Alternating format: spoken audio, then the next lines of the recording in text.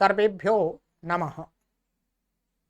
देववाणी संस्कृतम YouTube channel में आप सभी का हार्दिक अभिनंदन है। नीति शतक की हम कक्षा पढ़ रहे हैं और नीति शतकम आचार्य भर्तृहरि द्वारा प्रणीत है। बहुत सुंदर ग्रंथ है। 3 शतक हैं, नीति शतकम, श्रृंगार शतकम, वैराग्य शतकम। तो अभी हमारा नीति शतक चल रहा है, फिर इसके बाद हम आपके लिए श्रृंगार शतक लाएंगे, फिर वैराग्य शतक लाएंगे।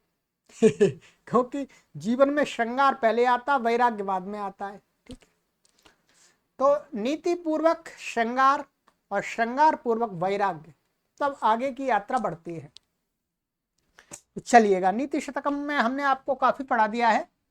और मित्रों, आप सभी से निवेदन किया जाता है कि इस संस्कृत भाषा एवं सत्य सनातन वैदिक संस्कृति के प्रचार प्रसार के आंदोलन में आप अपना मासिक सहयोग हमें अवश्य प्रदान कीजिएगा। चाहे 1 रुपया आप दीजिएगा, चाहे 101 रुपया दीजिएगा, भगवान ने आपको जितना सामर्थ्य दिया है प्रति माह हमारा सहयोग करते रहिएगा, जिससे हम निरंतर आपके लिए और सत्य सनातन संस्कृति के लिए कार्य करते रहें। ठीक है, चलिएगा। तो सहयोग के लिए यहाँ पर ये हमने अकाउंट नंबर दिया गया है और QR कोड दिया गया है, ये यहाँ पर, इस पर आप स्कैन करके कर सकते हैं। ये आपका गूगल पे, फोन पे, पेटीएम नंबर दिया है 9582104261 जो यहाँ पर है। ठीक है, चलिएगा, तो अब आगे बढ़ते हैं।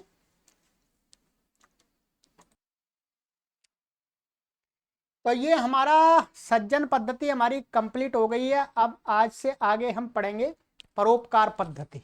ठीक है, चलिएगा। तो परोपकार पद्धति ये आरंभ हो रही है। ठीक है, प्रथम इसका श्लोक है, ये वंशस्थ छंद है। वंशस्थ छंद का इसमें प्रयोग हुआ है और अब इसमें परोपकार के लाभ, परोपकारी व्यक्ति समाज के लिए कितना उपयोगी होता है, इत्यादि इत्यादि परोपकार रूपी गुणों की प्रशंसा की जाएगी। ठीक है, क्योंकि सिद्धांत है प्रत्येक राष्ट्र की उन्नति में, प्रत्येक समाज की उन्नति में, प्रत्येक मनुष्य की उन्नति में, प्रत्येक परिवार की उन्नति में परोपकार मूल में होता है।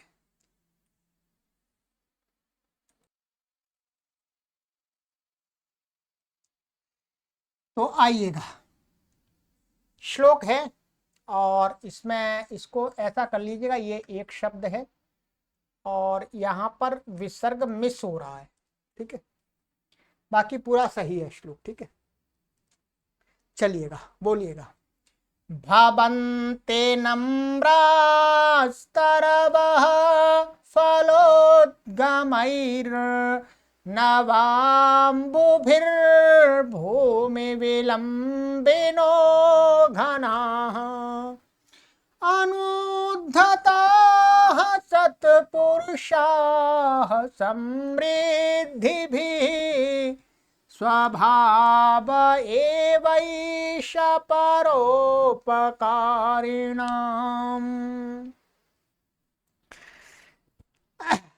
चलिएगा, बहुत सुंदर श्लोक है। अन्वय इसका कर लेते हैं, फिर इसका अर्थ आपको बता देते हैं। बहुत ही सुंदर है ये अन्वय। तरवाः फलोद्गमैः नम्राः भवन्ति, घनाः नवाम्भुभिः भूमि विलम्बिनः भवन्ति। ये इसी का आवृत्ति कर लेंगे। ठीक है, अध्याय रूप में आवृत्ति कर लेंगे। सत्पुरुषाः समृद्धिभिः अनुद्धताः भवन्ति, इसको फिर दोबारा हम आवृत्ति कर लेंगे। ठीक है, एषः परोपकारिणां स्वभावः एव भावति, इसको अध्याहार कर लिया। क्या कर लिया? इसका अध्याहार किया है। अब आराम से अर्थ लग जाएगा, देखिएगा। तरवाह, तरु शब्द है, गुरवाह, गुरु का गुरवा। तरवा माने तरु माने वृक्ष, तो जो वृक्ष होते हैं वो क्या होते हैं, फलोद्गमयी है। जब फलों के आने से, माने जब वृक्षों पर फल आए हुए हो जाते हैं, लगे हुए फलों के द्वारा नम्राह भवंती, माने वृक्ष कैसे झुक जाते हैं, क्या होते हैं, झुक जाते हैं। आप देखेंगे आम के वृक्ष होते हैं, किसी के भी वृक्ष हो, उनके फल लग जाते हैं तो वो डालियां झुक जाती हैं। ठीक है, तो तरवाह फलोद्गमैः नम्राः भवन्ति। फलों के आने से क्या होता है, जो वृक्ष हैं वो झुक जाते हैं। घनाः नवाम्बुभिः भूमि विलंबिनः भवन्ति। घनाः जो बादल होते हैं, मेघ होते हैं, तो नवाम्बुभिः माने जब उनमें नया जल भर जाता है, बादल खाली हो गए, जल भर गया, अर्थात कहने का अर्थ बादल, मेघ और जल तो एक ही चीज है, परंतु उसमें थोड़ा सा अलग करके दिखा रहे हैं सरलता से समझाने के लिए कि नए जलों के द्वारा पूरित जो बादल होते हैं, मेघ, वो भूमि विलंबिनः भवन्ति, भूमि की तरफ आ जाते हैं, माने भूमि के समीप नीचे उतर के आ जाते हैं, बरस जाते हैं। खाली बादल कहते हैं जिनमें कम पानी होता है, वो उड़ते रहते हैं आकाश में, वो बरसते ही नहीं है। और जो जल से भरे हुए बादल होते हैं वो क्या है, भूमि की तरफ झुक करके बरस जाते हैं। तो भूमि विलंबिनः भवन्ति, भूमि की ओर झुके हुए, लटकते हुए हो जाते हैं। सत्पुरुषाः समृद्धिभिः अनुद्धता भवन्ति, और जो सत्पुरुष होते हैं, समृद्धि भी अर्थात उनके पास में धन संपत्ति ऐश्वर्य इकट्ठा हो जाता है, तो उसके द्वारा वो क्या हो जाते, अनुद्धता भवन्ति, वो नीचे झुके हुए विनम्र बन जाते हैं। प्राय करके मूर्ख लोग तो उनके पास में धन संपत्ति आ जाए तो अकड़ जाते हैं, दूसरों पर अत्याचार करने लगते हैं।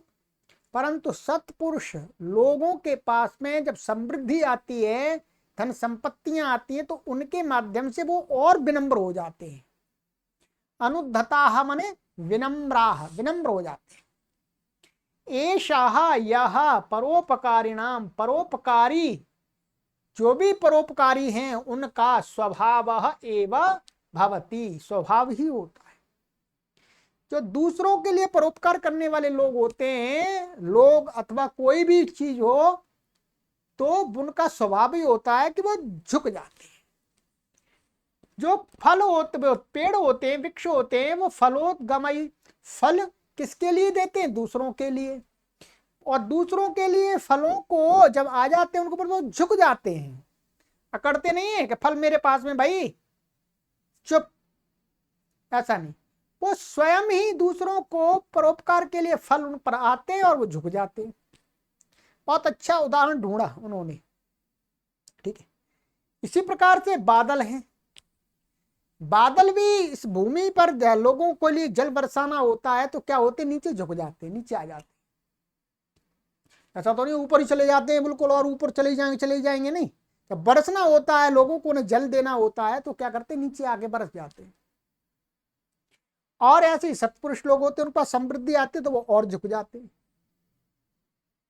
तो कहते हैं ये तो जो परोपकारी हैं उनका स्वभाव ही है, अर्थात झुकना, विनम्रता, यही उनको संसार में श्रेष्ठ बनाती है, आदर्श बनाती है? तो आइएगा, सरल है, कुछ कठिन नहीं है। इसमें व्याकरण की दृष्टि से हम देखेंगे, तरवा ये प्रथमा व्यक्ति बहुवचनांत गुरु के समान, फलोद्गमयी, तो फलानाम उद्गमाः फलोद्गमाः तैः फलोद्गमयी, पहले षष्ठी तत्पुरुष समास हो जाएगा, तृतीय व्यक्ति बहुवचन है, फलों के आने से। नम्राः ये प्रथमा व्यक्ति बहुवचनांत, इसका विशेषण है भवन्ति, क्रियापद है लट लकार बहुवचन प्रथम पुरुष। घनाः ये प्रथम व्यक्ति का है। नवाम्बुभिः, नवानि च तानि, नवानि च तानि अम्बूनि च नवाम्बूनि, और तैः नवाम्बुभिः, इसमें क्या है, नव और अंबु का तत् समानाधिकरण समास हो गया कर्मधारय। और ये तृतीय व्यक्ति बहुवचन नया जल, नए जल। भूमि विलंबिनः, तो भूमिम विलंब विलंब ऐसा है, भूमि की तरफ झुके हुए, ठीक है, इसमें प्रत्यय हुआ है, ठीक है, तो उसमें नहीं जाएंगे, बस भूमि विलंबिन शब्द है तो इसका बहुवचन में रूप बन गया भूमि विलंबिनः, ठीक है। ये इणनी प्रत्यांत है वास्तव में। क्या है? इणनी प्रत्यांत। जब आप व्याकरण पढ़ेंगे तो उसमें आपको ये आएगा। तो ये बहुवचनांत है, ठीक है। भवंती क्रियापद सत्पुरुषाः, तो सन इसको करेंगे संतश्च ते पुरुषाश्च सत्पुरुषा, माने श्रेष्ठ पुरुष। इसमें भी कर्मधारय तत्पुरुष समास हुआ है, कर्मधारय तत्पुरुष समास, ठीक है, बहुवचनांत है। समृद्धि भी, समृद्धि शब्द का तृतीय व्यक्ति बहुवचनांत है। अनुद्धताः, न उद्धताः अनुद्धताः, नहीं तत्पुरुष समास हो गया बहुवचन में, ठीक है, इनका इसका विशेषण है भवंती सामान्य। एषः, ये भी एता शब्द का पुल्लिंग का है। परोपकारिणाम, ठीक है, परोपकारिणाम माने परोपकारियों का षष्ठी व्यक्ति बहुवचनांत का है, ठीक है। स्वभावः एव, ऊपर यहाँ समय इसमें क्या हो रहा है, इसमें विसर्ग का लोप हो रहा है यहाँ पर। तो ये क्या है, विसर्ग का लोप पता ही है आपको। भो भगो अगो अपूर्व से योशी से यह हो जाएगा, लोप अशाकल्य से यकार का लोप हो जाएगा, तब ये विसर्ग हट गया है यहाँ से, ठीक है। तो ये अव्यय पद है, बाकी सरल है इसमें, ठीक है, और कुछ भी नहीं। चलिएगा, तो ये हो गया हमारा परोपकारी। तो परोपकारी व्यक्ति के लक्षण ये होते हैं। यदि आप परोपकारी बनना चाहते हैं तो आपको और हमें विनम्रता धारण करनी पड़ेगी, कितनी भी हमारे पास में कुछ भी हो तो भी, ठीक है। चलिएगा, एक श्लोक और पढ़ लेते हैं, सरल है ये उपजाति छंद का है, ठीक है। क्या है? उपजाति छंद, बहुत सुंदर है। कहते हैं श्रोत्रम श्रुतेनैव न कुंडलेन दानेन पाणिं पाणिर् न तु कंकणेन विभाति कायः करुणापराणां परोपकारैरन तु चंदनेन, ठीक है। यहाँ पर ये विसर्ग नहीं है, अनुस्वार नहीं है, ये वास्तव में एक ही शब्द है, एक शब्द ना मिला हुआ है, पाणिर्न, ठीक है। दानेन पाणिर्न तु कंकणेन, बहुत सुंदर है, एक बार और पढ़ लेते हैं, ठीक है। श्रोत्रम श्रुतेनैव न कुंडलेन दानेन पाणिर्न तु कंकणेन विभाति कायः करुणापराणां परोपकारैरन तु चंदनेन। बहुत बढ़िया। अपने बालकों को जरूर सिखा दीजिएगा, इसको अवश्य सिखा दीजिएगा, और आपने नहीं सीखा है तो आप भी सीख लीजिए, ठीक है। आइएगा, इसका पदच्छा अन्वय देख लेते हैं। श्रोत्रम श्रुतेन एव विभाति, इसका यहाँ पर हमें अध्यार नहीं करना, विभाति इसमें है ही, ठीक है। यहाँ पर ये विभाति कुंडलेन न पाणि दानेन विभाति, विभाति का यहाँ पर हम फिर आवृत्ति कर लेंगे, ठीक है। पहली बार तो एक ले लिया हमने, अब उसका बाद में आवश्यकता पड़ेगी तो उसकी आवृत्ति कर लेंगे, ठीक है। दानेन, तो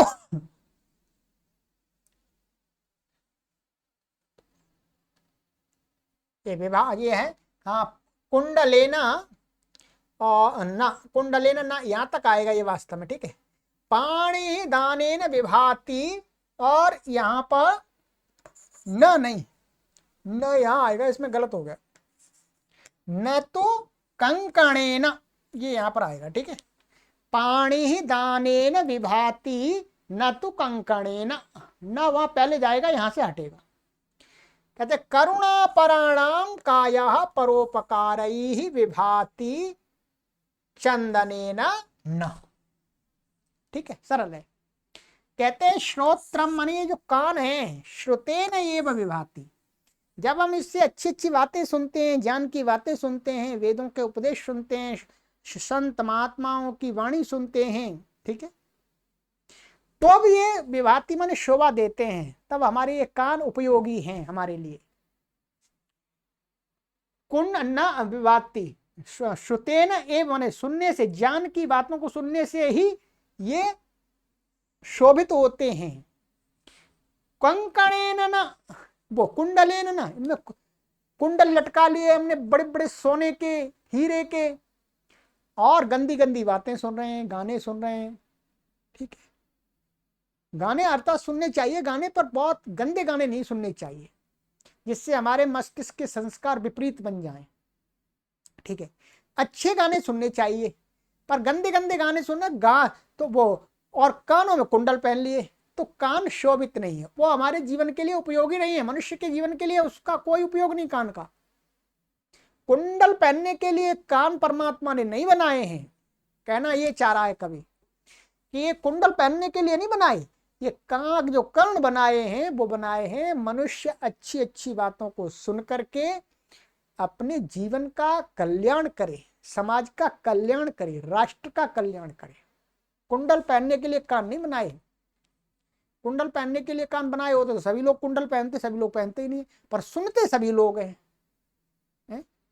बहरे व्यक्ति को छोड़ दीजिएगा, क्योंकि उसका तो कान, ये तो इसका कवर है, अंदर इसकी जो शक्ति है उसको कर्ण बोलते हैं। और कहते हैं पाणी दाने न विभाति, और जो ये हाथ है, हाथ ये दान देते समय अच्छे लगते हैं। यदि इन हाथों से मनुष्य दान नहीं करता है, अच्छे कार्यों के लिए अपने पास में अर्जित धन को नहीं प्रदान करता है, तो कहते हैं न तो कंकणे न, केवल ये कंकड़ पहन लिया, इसमें कड़े पहन लिए, कड़े से अच्छे नहीं लगते ये हाथ। हाथ किससे लगते हैं? जब किसी को हम कुछ देते हैं। कहते करुणा पराणाम कायः परोपकारैः विभाति, और करुणा पराणाम, करुणा से युक्त जो लोग हैं, जिनके अंदर दया है, करुणा है, अहिंसा का भाव है, प्रेम का भाव है, उन लोगों का जो शरीर है, काया शरीर, वो क्या है? परोपकारैः विभाति, परोपकार के कार्यों से शोभा देता है। न तो चंदनेन न, केवल चंदन का टीका लगा लिया 4-4 उंगलियों वाला और पूरे शरीर पर चंदन पोत लिया यहाँ पर, और कोई परोपकार का कार्य नहीं कर रहे, तो ये शरीर शोभा नहीं देता। कहने का तात्पर्य ये है कि हम जब अच्छे कार्य करते हैं तभी हमारा ये शरीर शोभा देता है। ये तिलक लगाना तो एक प्रतीक है। बहुत सारे आपको ऐसे लोग मिलेंगे जो तिलक लगा रहे हैं बड़ा बड़ा, परंतु गलत कार्य करते रहते हैं, हमेशा झूठ बोलते हैं, ठीक है, लोगों के साथ में ईर्ष्या द्वेष रखते हैं, तो उनका कोई लाभ नहीं, उनके चंदन का कोई लाभ नहीं, उनके शरीर का कोई लाभ नहीं, उनका शरीर निंदनीय है।